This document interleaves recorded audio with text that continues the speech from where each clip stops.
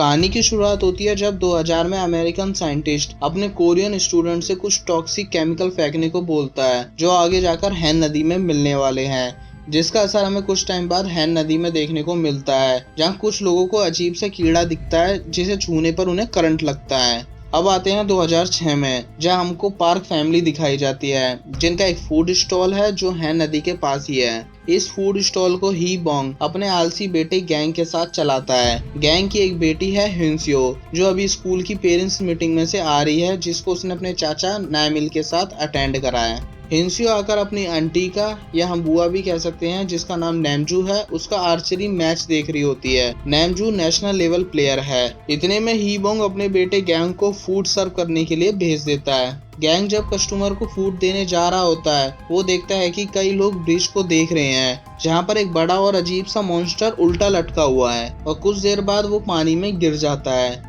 कुछ ही देर में gang side में देखता है कि वो मॉन्स्टर लगातार लोगों को मारता जा रहा है। तभी हिंसियो अपने स्टॉल से बाहर निकल कर आती है और अचानक गैंग अपनी बेटी को बचाकर मॉन्स्टर से दूर भाग रहा होता है। तभी वो गिर जाता है। वो फिर से अपनी बेटी का हाथ पकड़कर भागता है, लेकिन जब वो पीछे मुड़कर देखता है कि वो गलती से अपनी बेटी की जगह किसी और लड़की को अपने साथ ले आया है। दोस्तों, अभी कुछ देर पहले जब गैंग गिरा था तो वो हड़बड़ी में अपनी बेटी को पीछे छोड़ आता है, जिसको गैंग के सामने ही वो मॉन्स्टर अपनी पूंछ में लपेटकर पानी के अंदर ले जाता है। और दूर से देखने पर गैंग को लगता है कि उस मॉन्स्टर ने हिंसियो को मार दिया है। अचानक हुई इस तबाही के बाद आर्मी वहाँ के लोकल्स को वो जगह खाली करने को बोलती है। तो इस तरह ही बोंग और गैंग को वो फूड स्टॉल छोड़कर उस जगह से जाना पड़ जाता है, और वो सब वहाँ जाते हैं जहाँ मॉन्स्टर के मारे हुए सभी लोगों को श्रद्धांजलि दी जाती है, जहाँ नैमजू और नैमिल आते हैं जो हिंसियो के मरने पर बहुत दुखी हैं और पागलों की तरह रोते हैं। उसी टाइम वहाँ पर कुछ डॉक्टर्स आते हैं उन लोगों को टेस्ट करने के लिए जो लोग मॉन्स्टर के कांटेक्ट में आए हों किसी भी तरह से।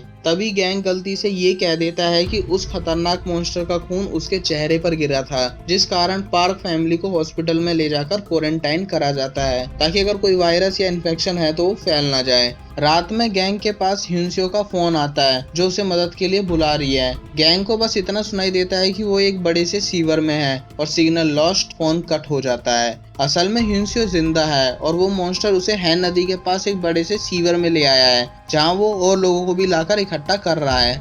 नेक्स्ट डे गैंग पुलिस वालों को हिंसियो के जिंदा होने के बारे में बताता है, लेकिन वो पुलिस वाले उसका विश्वास नहीं करते। उन्हें लगता है कि गैंग का दिमाग पर वायरस का असर हो गया है। पार्क फैमिली डिसाइड करती है कि वो सब हॉस्पिटल से भागेंगे ताकि हिंसियो को ढूंढा जा सके, और वो सब हॉस्पिटल से भागते हैं, जिस कारण पार्क फैमिली का नाम न्यूज में आ जाता है। एक वायरस फैमिली के रूप में वो पूरी सिटी में पॉपुलर हो जाते हैं।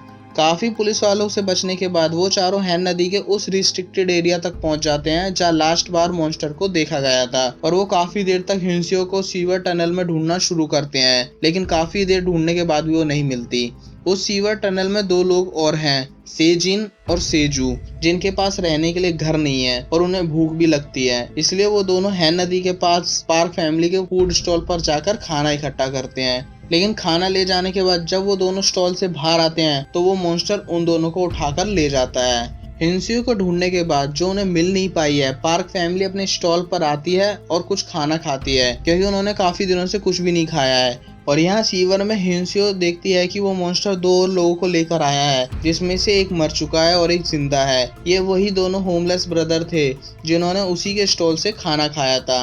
बड़े वाला भाई मर जाता है और छोटे वाले को हिंसियो अपने साथ सेफ रख लेती है। अगली सुबह गैंग और उसके पिता ही बोंग को अपनी शॉप के बाहर कुछ दूरी पर वो मॉन्स्टर बैठा हुआ दिखता है। ही बोंग अपनी गन से उस पर फायर करता है, जिस कारण वो मॉन्स्टर पार्क फैमिली के स्टॉल को गिरा देता है। ही बोंग उसे एक बार और गोली मारता है, जिससे वो मॉन्स्टर कुछ देर के लिए बेहोश हो जाता है। कुछ देर बाद वो सब बाहर आते हैं और मॉन्स्टर पर फायर करना शुरू करते हैं, जिससे डरकर वो मॉन्स्टर भागता है। वो सब भी उसका पीछे पीछे भागते हैं, लेकिन जब ही बोंग और नैमिल की सारी गोलियां खत्म हो जाती है और गैंग कहता है कि मेरी बंदूक में गोली बची है, तो उसके पिता गैंग से वो गन ले लेते हैं। जितनी देरी में गैंग बची हुई गोलियों का हिसाब दोबारा करता है, इतने में मॉन्स्टर उसके पिता के सामने खड़ा होता है, और जैसे ही बोंग ट्रिगर दबाता है उसमें कोई गोली नहीं होती, और मॉन्स्टर ही बोंग को उसके तीनों बच्चों के सामने मार देता है। वो तीनों अपने डैड को देखकर बिल्कुल शॉक्ड हो जाते हैं। नैमिल और नैमजू को तो गैंग भगा देता है, लेकिन उसको पुलिस वाले पकड़ लेते हैं।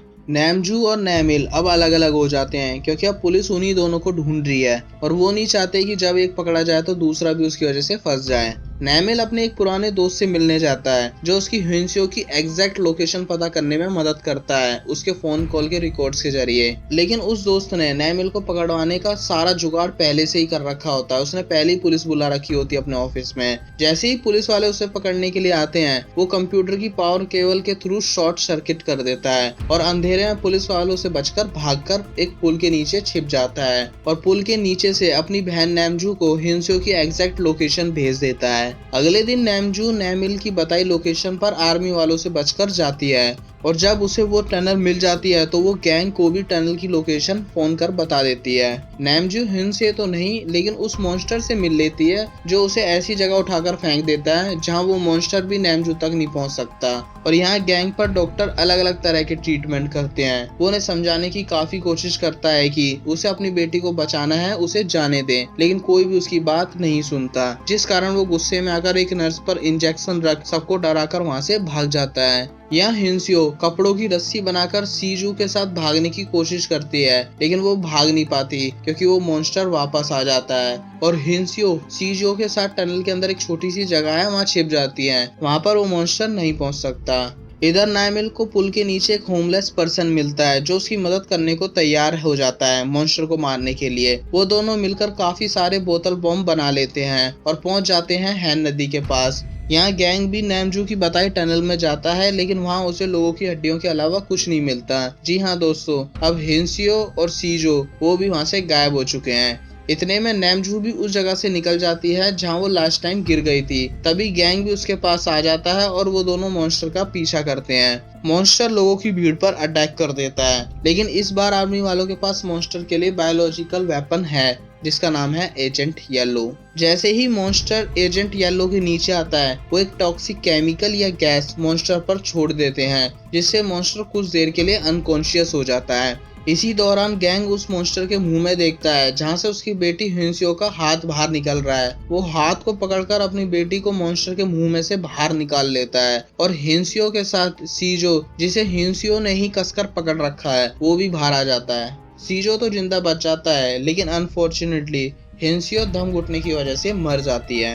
हिंसियो को ऐसे देख नैमिल बहुत दुखी और गुस्सा हो जाता है और उस मॉन्स्टर पर बोतल बम फेंकना शुरू करता है लेकिन उसका निशाना सही से लग नहीं पाता। लेकिन वो होमलेस पर्सन जो नैमिल के साथ आया था वो मॉन्स्टर के मुंह में केरोसिन ऑयल भर देता है और नैमजू अपने एरो के पॉइंट पर आग लगाकर मॉन्स्टर पर निशाना साधती है और उस मॉन्स्टर को पूरी तरह से जला देती है और एक लास्ट अटैक गैंग करता है जिसकी वजह से वो मॉन्स्टर मर जाता है। और इस तरह पार्क फैमिली अपने 2 मेंबर के खो जाने का बदला उस मॉन्स्टर से ले लेती है।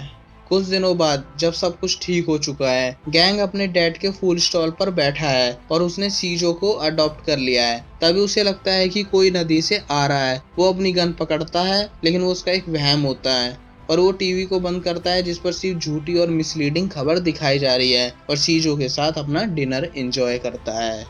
दोस्तों, इस तरह हमारी आज की कहानी खत्म होती है। आई होप सो आपको ये वीडियो अच्छी लगी हो तो प्लीज इसको लाइक करो, कमेंट कर मूवी का नाम बताओ जिसका भी एक्सप्लेनेशन आप देखना चाहते हो और इन वीडियोस को भी देखो, बहुत अमेजिंग और इंटरेस्टिंग स्टोरीज है, आपको बहुत अच्छी लगेगी। और मैं आपको जल्दी मिलूंगा एक और नई कहानी के साथ। जब तक के लिए बाय बाय।